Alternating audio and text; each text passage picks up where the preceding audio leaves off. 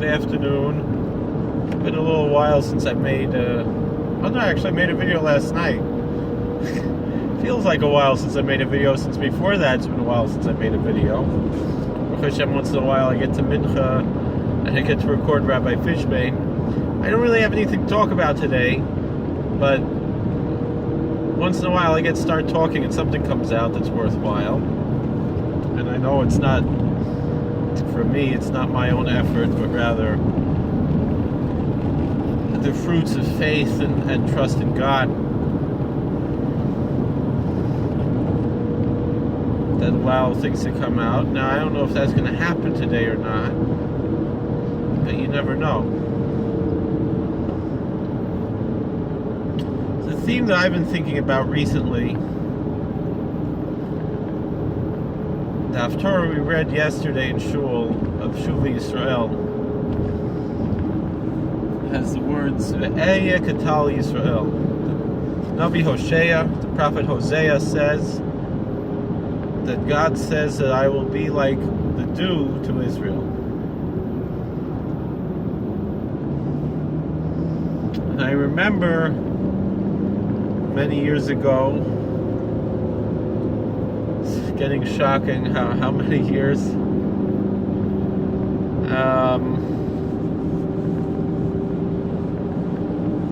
my Rebbe from high school, who's become very popular these days, I remember we used to sit around saying, you know, when is Rebbe going to be as popular as Pesach Kron?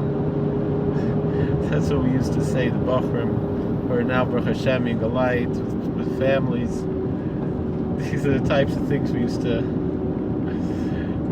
Cholam Zich back in Ezra Academy. So I remember it was in the shul in Woodmere, in Eish Kodesh, Rabbi Weinberger, Moshe Weinberger, Zal Gesund sein, he was discussing a medrash where it says that the Klal Yisrael asked the Kadosh Baruch Hu, asked God, Jewish people asked God, we want you to be like rain. And God's answer was, no, Ve'ehyeh Katal Yisrael. No, I will be like the dew. I will be like unto the dew, unto Israel. What exactly does that mean? Because the simple reading of the scripture would seem to just indicate that it's a source of nourishment, you know, something to that God will sustain us, especially in those, you know, in the Middle East. That's all, you know, much of the year throughout the summer, that's all you have to hope for is dew. It doesn't rain. If it rains, it's bad news. But the dew, that's how you don't get all dried out. But there's something more, so why not like rain? Why like dew? And what's the difference between dew and rain? Rain and dew. Because it seems that the people asked to be like rain. God's answer was like, no, I'm going to be like dew.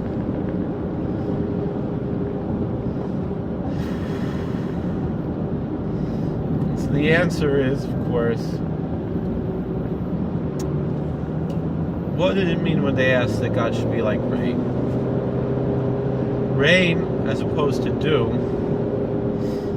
it's not there all the time. And when it's there, you feel it. And the fact of the matter is, you might not be so happy that you're feeling it, or you might be happy, but you know it's there when it's there, and it's not there all the time.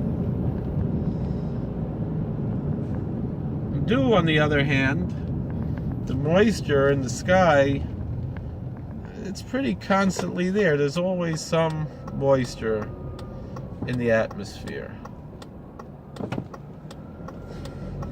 The dew is always there. Tal.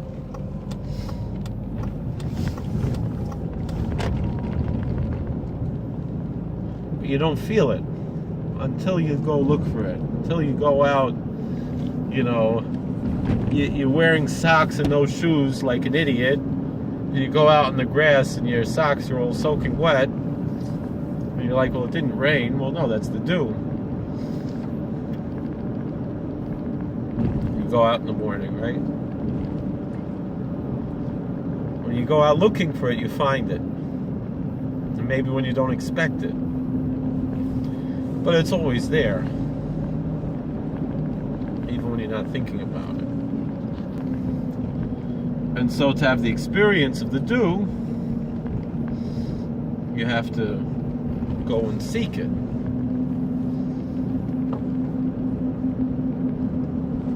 Again, maybe you're not so happy, I don't know, when you find the dew.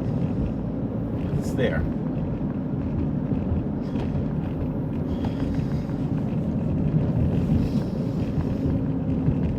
And so when Hosea is saying, I will be like the dew, he quotes God as saying, I will be like the dew, it means to say,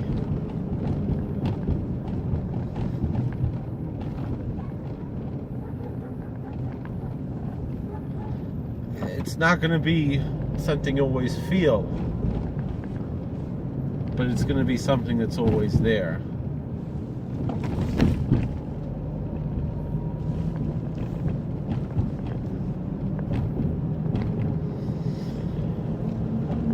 And that's essentially how we have to recognize our relationship with God. God is with us all the time, but we have to look for it. And that's something. What reminds me of another scripture in the book of Exodus. It says, "V'asel l'mikdash v'shachanti b'socham." Right in Parshas Truma.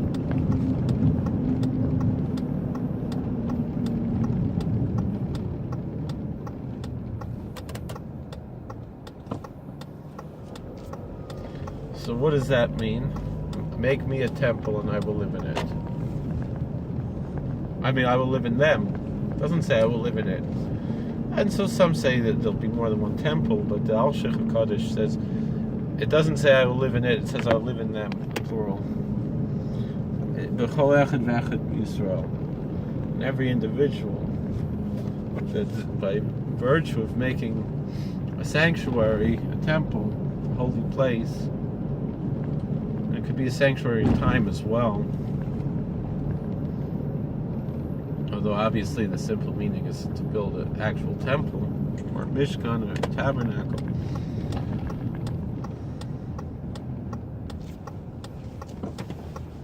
But the concept of building, making for God a temple, from those things that we set aside to God. Lishmi, and the Gemara says, Li Mishali, things that we dedicate as hektish, those things can go to making that devotional space. And the gift of the devotional space. It's Li Lishmi, also Li Mikdash. It's also making me a temple, not just for me, but we should also understand the holiness of God. That yes, God is there all the time.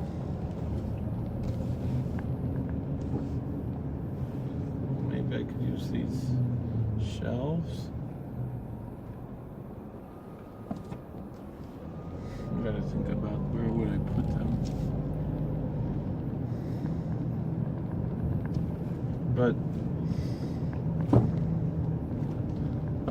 But we still have to set aside special times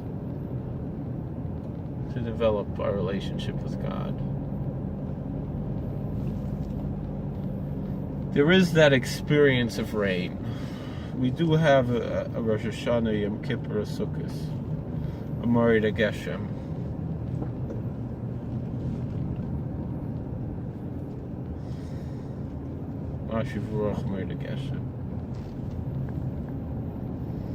those times that we have that devotion.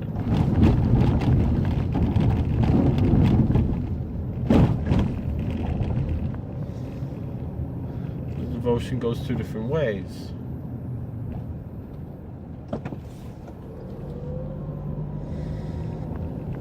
And to develop that concept of the devoted life,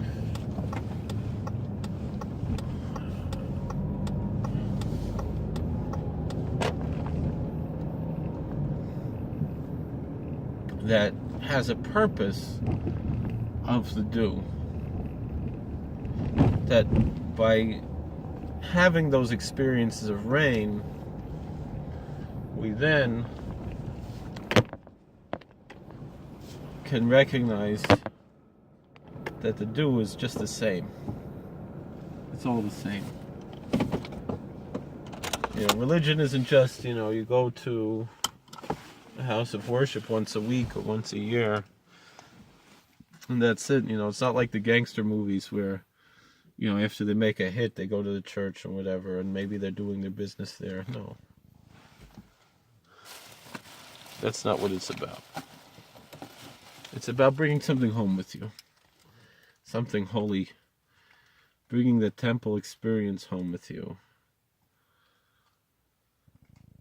And in that merit, we should all be worthy to have that experience.